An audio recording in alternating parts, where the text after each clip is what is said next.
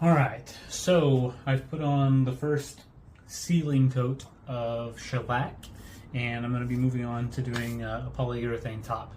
Like I said, this is for kids, so we want to make sure that it's protected and durable for what they're going to be doing to it.